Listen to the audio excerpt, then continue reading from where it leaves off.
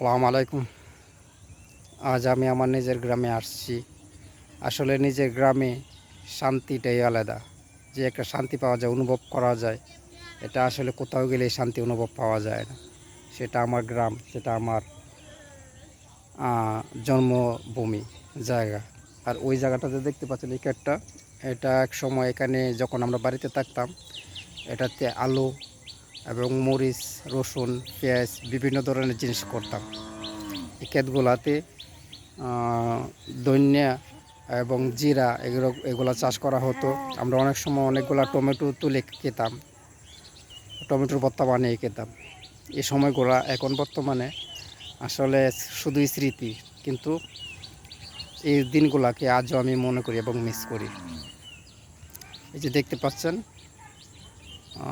ওই যে সাদা যে একটা মসজিদ টাওয়ারের মতন দেখা যাচ্ছে, এটা একটা মসজিদ, শ্বশুর দিকে মসজিদ, এটা শ্বশুরের দিকে। আর আমি দাঁড়িয়ে আছি, এটা মাইসপাড়া। কিন্তু আমাদের নপাড়া মাইসপাড়া 9টা গ্রাম মিলায়া নাম নপাড়া। আমরা পশ্চিম মাইজে, এর জন্য আমাদের নাম হয়েছে মাইসপাড়া। আমরা শ্বশুরদিঘি, মাইসপাড়া, আমরা একই ভোটারিত।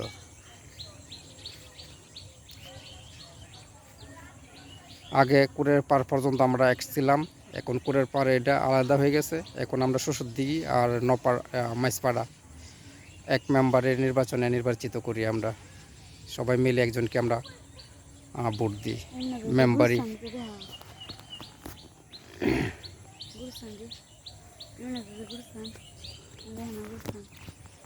ওই যে দেখতে পাচ্ছেন উঁচা 2-3টা গাছ, এটা একসময় খুব জঙ্গল ছিল, অনেক বড় জঙ্গল। এই জঙ্গলে দিনের বেলা মানুষে যেতে ভয় পাইতো। এখন এটাকে একদম, এটা একটা গুরুস্থান, জঙ্গল না শুধু খালি, এটা একটা গুরুস্থান। এখানে মানুষ মারা গেলে এখানে দাফন করা হতো। এটা অনেক পুরনো গুরুস্থান ছিল। এটাকে আমি বর্তমানে দিকে আমি চিনতেই পারতাছি না, এটা এরকম পরিষ্কার কেন। একদম কোনো গাছ নেই, অন্তত পক্ষে 2-3টা গাছ আছে। এটা সম্ভবত আম গাছ হবে। এই যে দূর দেখা যাচ্ছে, এই যে দূর আমার আঙ্গুলে শুয়ে শুয়ে, এই যে আঙ্গুলে শুয়ে শুয়ে 2টা গাছ দেখা যাচ্ছে। এটা এই জঙ্গলের গাছ।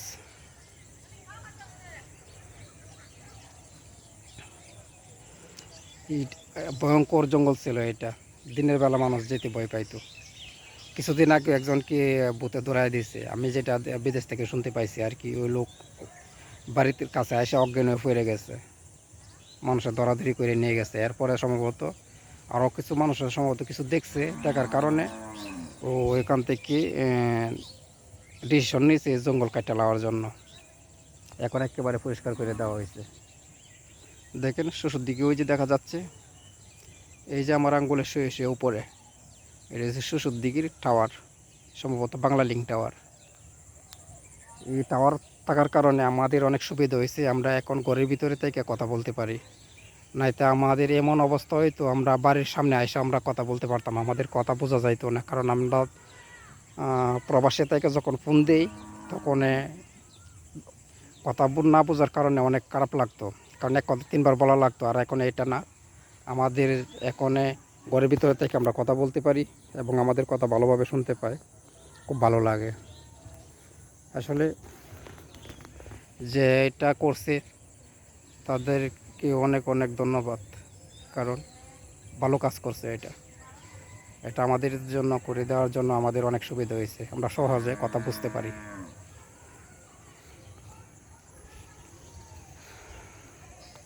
এই যে ধান, একসময় এই ধানগুলো আমরা লাগাইছি, কাটছি, এখন বছর পর বছর চলে যায়, এগুলো আমরা দেখতেই পাই না। আসলে প্রবাস বাহিরের কান্ট্রি, উন্নত কান্ট্রি না, এরকমটা নাই। কিন্তু দেখা গেছে আমরা গ্রামের মানুষ, আমরা এগুলো করে অভ্যস্ত, দেখে অভ্যস্ত। আমরা যতই দূরে যাই না কেন, এগুলো আমাদের মনে পড়ে। এই স্মৃতিগুলা আজও চোখের সামনে ভেসে ওঠে প্রবাসের মাটিতে, যখন প্রবাস থাকি। অনেক দিন পরে আসছি তো, এর জন্য এগুলাকে ছোট্ট করে ভিডিও বানালাম এবং আপনাদেরকে দেখানোর জন্য। আমাদের গ্রাম বাংলার ঐতিহ্য যে প্রাকৃতিক দৃশ্যগুলা, এটাই আমরা মিস করি সব সময়। এই জায়গাগুলোতে একসময় আমরা মাছ ধরছি ছাই দিয়া। বৃষ্টি হলে ওইদিকে ছাই পাততাম না, লাইলের মধ্যে পানির স্রোত যেত, তখন এই পানির স্রোতের সাথে মাছ আসতো।